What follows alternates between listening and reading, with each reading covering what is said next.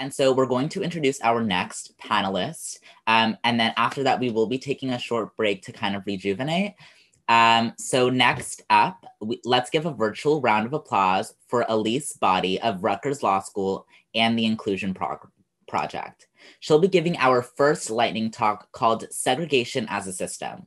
Professor Boddie is a nationally recognized expert in civil rights, an award-winning legal scholar, and was previously the director of litigation for the NAACP Legal Defense and Educational Fund. We're so excited to hear from you today. There will not be time for Q&A after this talk, but if you ask questions using the Q&A feature, Professor Boddie has kindly offered to stick around and answer a few in writing once her talk is over. Thank you, Elise. You can take it away from here. Thank you, Alex, for that introduction. Can everyone hear me okay? Okay, I'm going to assume that that's a yes. So the title of my talk today, as Alex mentioned, is School Segregation as a System. And the other day, someone asked me, why is there still so much racial inequality in America? He said, we've had Brown versus Board of Education. We have civil rights laws that were passed in 1964, 1965, 1968. And this is what I told him. I said, yes, we have made a lot of progress, or we made a lot of progress, a ton of progress, in fact, with school segregation in the South after 1964. We passed the 1964 Civil Rights Act, which barred funding for segregated schools.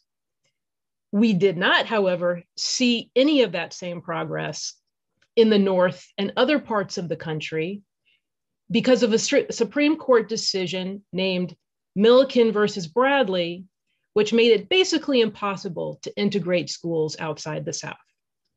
But again, in the South, we did make real progress for about 15 to 20 years, from the early 1970s through the early 1990s. The problem is that we never dealt with segregation as a system. And what I mean by that is we've never dealt with the way that segregation drives racial inequality, not just in schools, but in other areas of social access, in housing, in employment, in healthcare.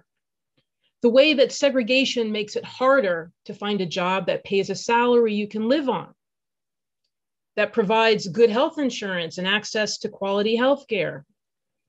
The way that segregation means fewer public services in Black and brown neighborhoods, fewer parks, fewer playgrounds. The way that segregation increases food insecurity because neighborhoods don't have grocery stores. And to understand why, you have to understand that the system of segregation really took root because of redlining.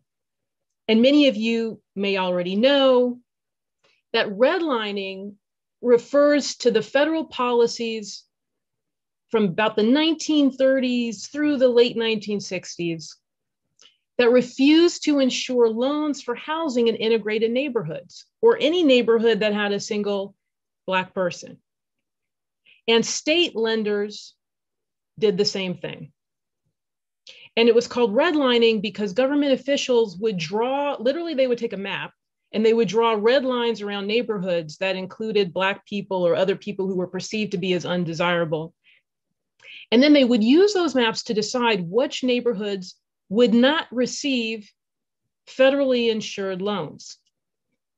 And what that meant as a practical matter was that it was very hard for Black people to buy homes in stable neighborhoods, and that Black people were often forced to live in neighborhoods that had much higher levels of poverty. So Black people as a group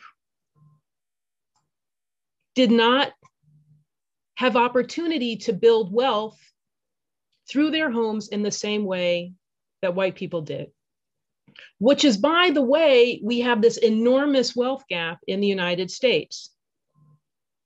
In New Jersey, where I live, the median net wealth of white people is just over $100,000.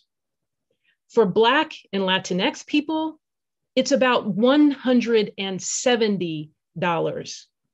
And I'm going to repeat that statistic because you may have thought you heard me incorrectly. In New Jersey, where I live, the median net wealth of white people is just over 100,000. For Black and Latinx people, it's about $170. So segregation is a system, and it feeds segregation in public schools because we have segregation in housing, we have residential segregation, because people choose neighborhoods based on their perception of the local schools. That feeds segregation in public schools. If you have segregation in the neighborhoods where your schools are, because we have laws around the country that require people to go to school where they live, that means that you're going to have racially segregated schools, and you're going to have schools that are under-resourced.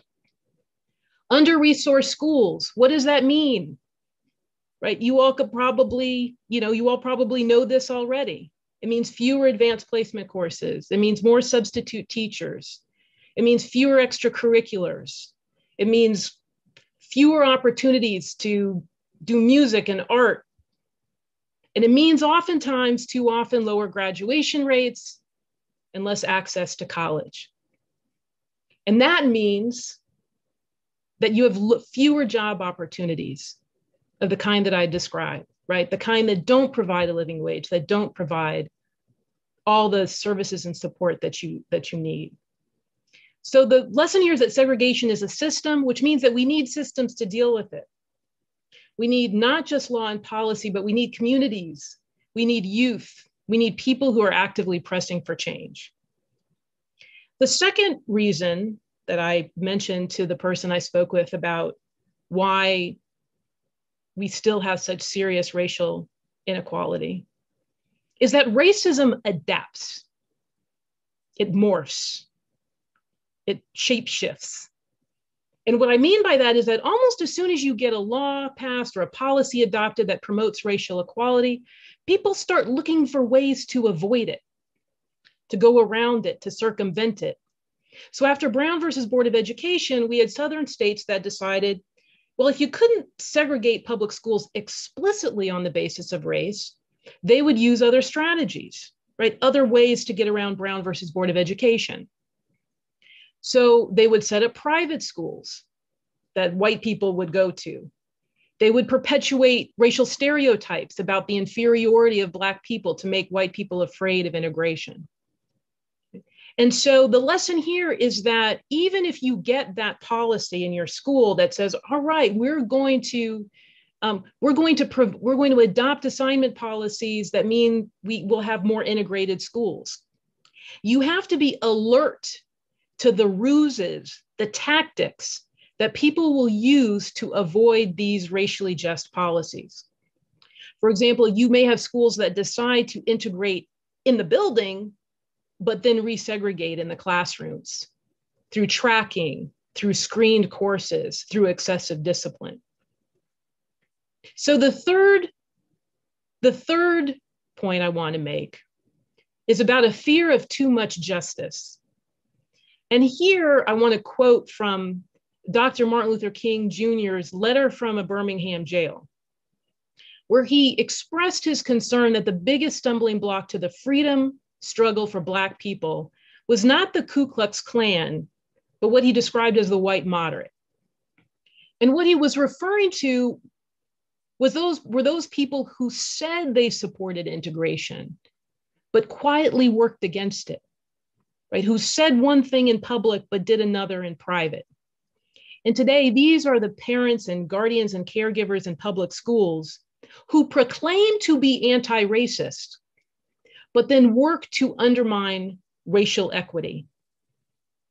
And so the lesson here is that we must continue to be alert to the ways that even people who say that they value diversity, they value integration, they value justice, they value equity, the ways in which they work, they create the workarounds, the policies that recreate racial inequity, racial injustice in our systems and in our public schools.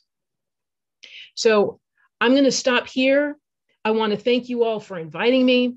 I want to thank you for all the tremendous work that you're doing, honestly.